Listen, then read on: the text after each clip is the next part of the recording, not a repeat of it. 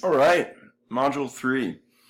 We're going to talk a little bit, I'll talk a little bit right now about dialogue, and you're going to be working on dialogue this week. And the Raymond Carver story, which is a classic, has some very demotic, very kind of low level of sophistication, but high level of complexity in its dialogue. And as you have probably seen already, the assignment that I'm having you work on has to do with motivation in dialogue, and to some extent with secrets that people keep, but that they only in part reveal when they're speaking. So I'm having you come up with characters, at least two characters, who have motivations they're not expressing.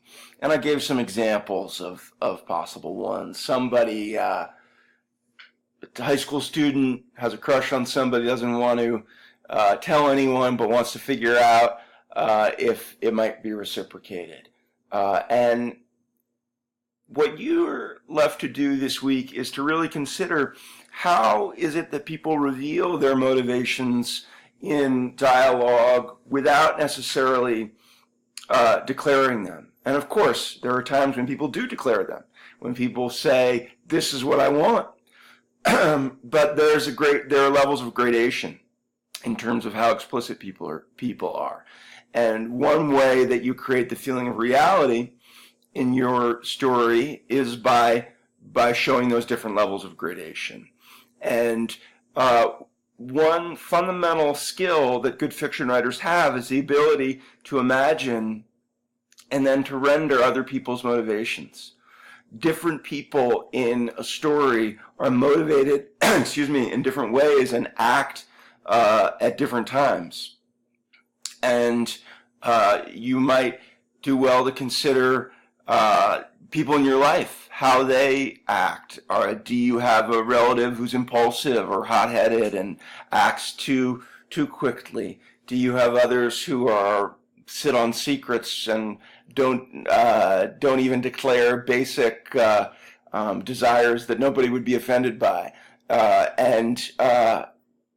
think you'll start to your interest will start to be piqued in the stuff you hear around you.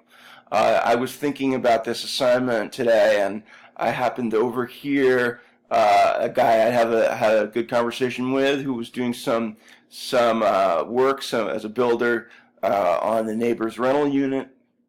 Got on his cell phone, and there was obviously some kind of low-level conflict, and he said to whoever he was talking with, whether it was the boss or the second in charge, the contractor, subcontractor, said something like, well, he told me to come here, so I sort of did. From my admittedly cynical remove, which was easy as the guy who wasn't working, I wasn't in the situation, I thought that was kind of funny that he said, I sort of did. I sort of did come here. Well, I mean, in our existence, we either go to a place or we don't. There's no sort of, right? And yet that sort of revealed something. What does it reveal? It revealed a kind of wiggle room. The guy wanting to leave some options. There was obviously a conflict, and he, which wasn't entirely clear to me as the person listening. But you'll start to hear, an obvious example of this is these days when everyone says like. Why do we say like? Like does the same thing as sort of, right? It puts a layer of indecision of, like is a word of impression, of simile. Something's not what it is. It's like something. And we do this as a tick, just a speech habit, but it does express a psychology. It does express a desire to cast our words and our actions in a certain way based on our motives. And that's what I want you to think about. How does somebody talk when they're hiding something? How do they in fact reveal how they're feeling when they're trying not to reveal how they're feeling? It might have to do with what they focus on. It might have to do with with the kind of sentences that they use. It might have to do with how they shift, how they move between things.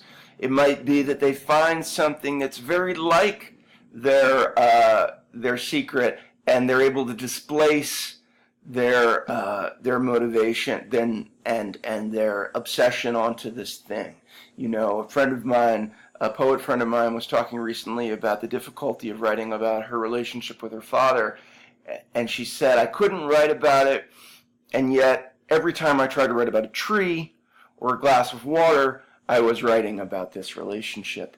Well, that's the kind of situation that I'm having you guys get in this week.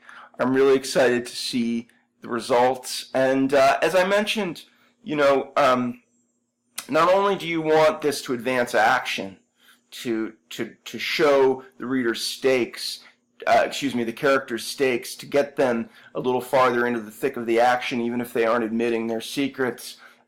You also want this to show reality, and I encourage you, as I said, to be eavesdroppers, to listen to the kind of conversations people are having around you, the way that they express themselves, the way that you do too, that you express your inner motivations, desires, fears, without explicitly saying them. And I think that you'll begin to write dialogue that's a little more rounded, that has more depth and dimension to it.